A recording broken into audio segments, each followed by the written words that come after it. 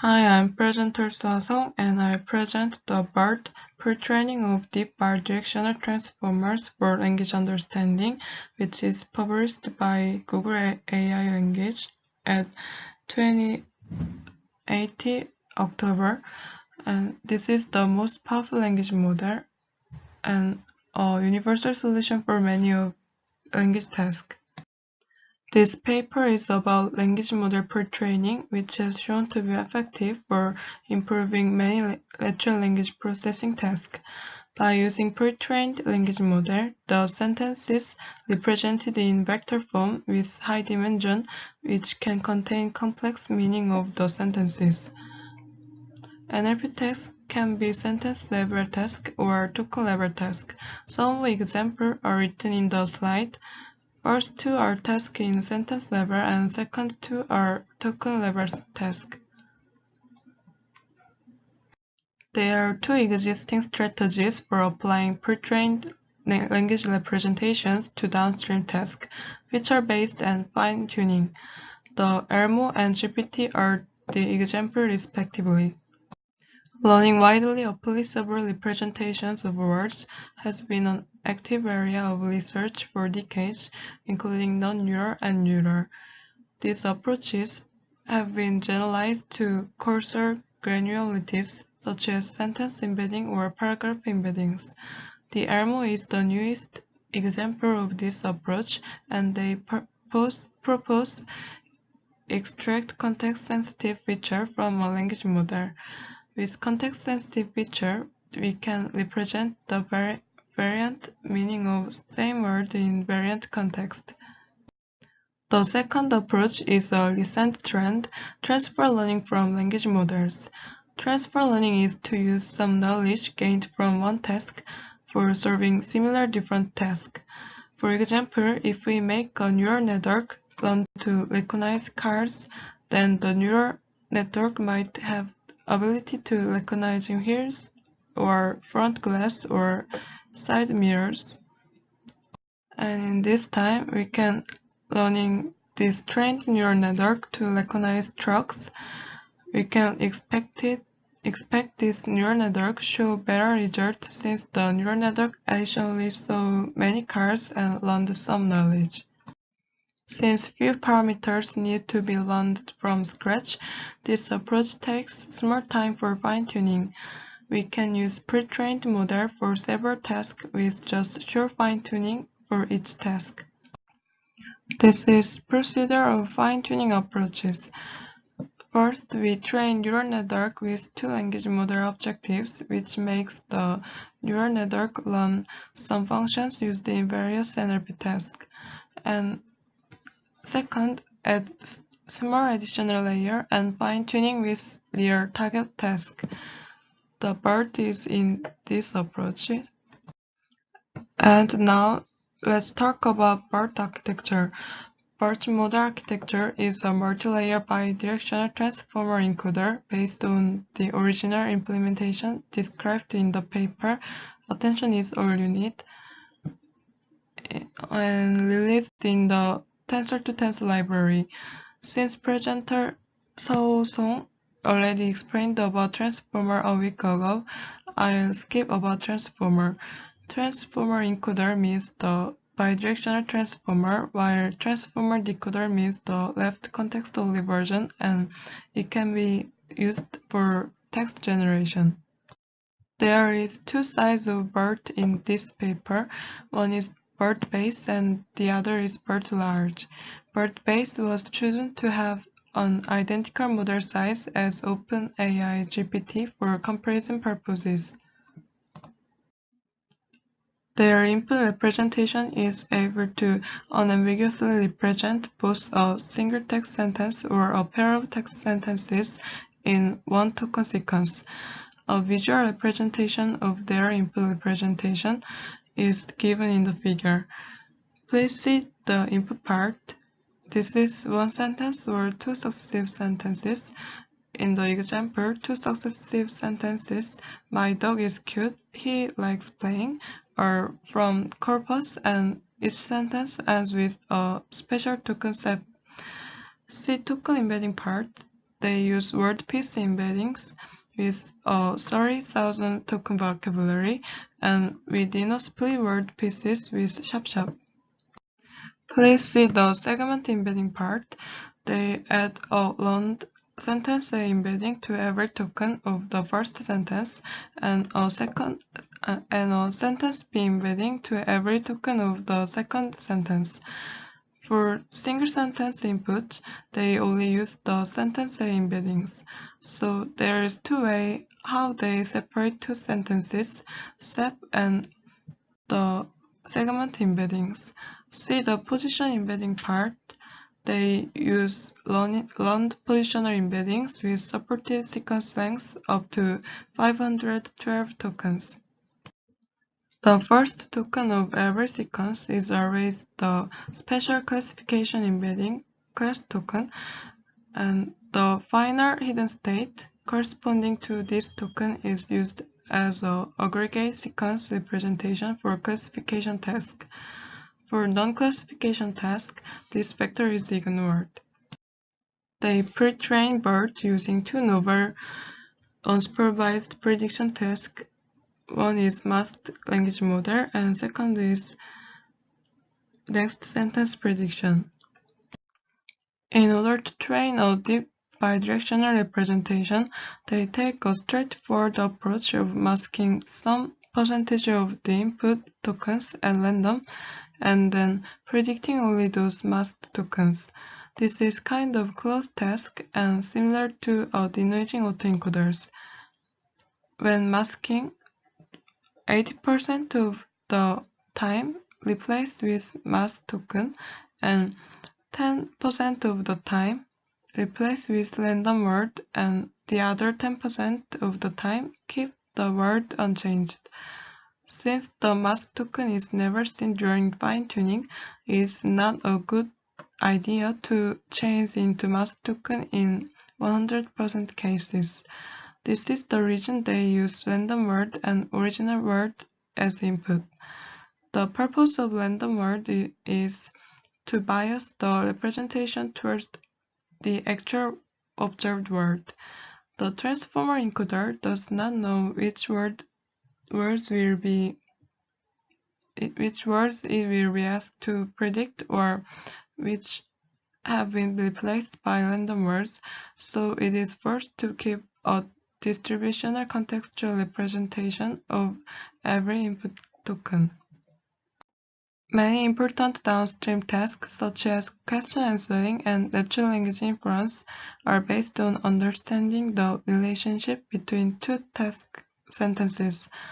They pre-train a binarized next sentence prediction task that can be trivially generated from any monolingual corpus. Specifically, when choosing the sentence A and B for each pre-training example, 50% of the time B is the actual next sentence that follows A, and 50% of the time it is a random sentence from the corpus. Example is on the slide. The label is next or not next, and they get 97 to 98% accuracy at this task. For the pre-training corpus, they use the concatenation of book corpus and English Wikipedia. For Wikipedia, they extract only the text passage and ignore list, table, and headers. To generate each training input sequence, we sample two spans of text from the corpus, which we refer to as sentences, even though they are typically much longer or much shorter than single sentences. The combined length is smaller than 512 tokens, and training takes 40 epochs over the 3.3 billion word corpus. Next, I'll explain about fine-tuning procedure. For sequence-level classification task, BERT fine-tuning is straightforward. In order to obtain a fixed-dimensional pooled representation of the input sequence, they take the final hidden state. For the first token in the input, which by construction corresponds to the special class token word embedding. They denote this vector as C, and the only new parameter added during fine-tuning are for a classification layer W, where K is the number of classifier labels. The label probability P are computed with a standard softmax, and all of the parameters of BERT and W are fine-tuned jointly to maximize the log probability of the correct label. The number of epochs is only 3 or 4. They do experiments about 4 datasets, and I'll introduce about 3. The first dataset is GLUE dataset, which is a collection of diverse natural language understanding tasks like MNLI and QQP and QNLI. GLUE does not distribute labels for the test set, and users must upload their predictions to the GLUE server and for evaluation, with limits on the number of submissions. It prevents test set overfitting. As you can see in the figure, they represent the input sequence or sequence pair using the final hidden vector corresponding to the first input token, class token, and they only fine-tune a classification layer. Both BERT base and BERT large outperform all existing systems on all tasks by a substantial margin, obtaining 4.4% and 6.7% respective average accuracy improvement over the state-of-the-art. The second dataset, Stanford Question Answering Dataset, SCOT, is a collection of 100K crowdsourced question-answer pairs. Given a question and a paragraph from Wikipedia containing the answer, the task is to predict the answer text span in the paragraph. Look at the figure. They represent the input question and paragraph as a single packed sequence, with the question using the A embedding and the paragraph using the B embedding. The only new parameters learned during fine-tuning are a start vector S and an end vector E. Let the final hidden vector from BERT for the ith input token be denoted as Ti, then the probability of the word I being the start of the answer span is computed as a dot product between Ti and S followed by a softmax over all the words in the paragraph. Some aim to end position. Their best performing system outperforms the top leaderboard system by 1.5 F1 in ensemble and 1.3 F1 as a single system. The third dataset is named Entity Recognition dataset.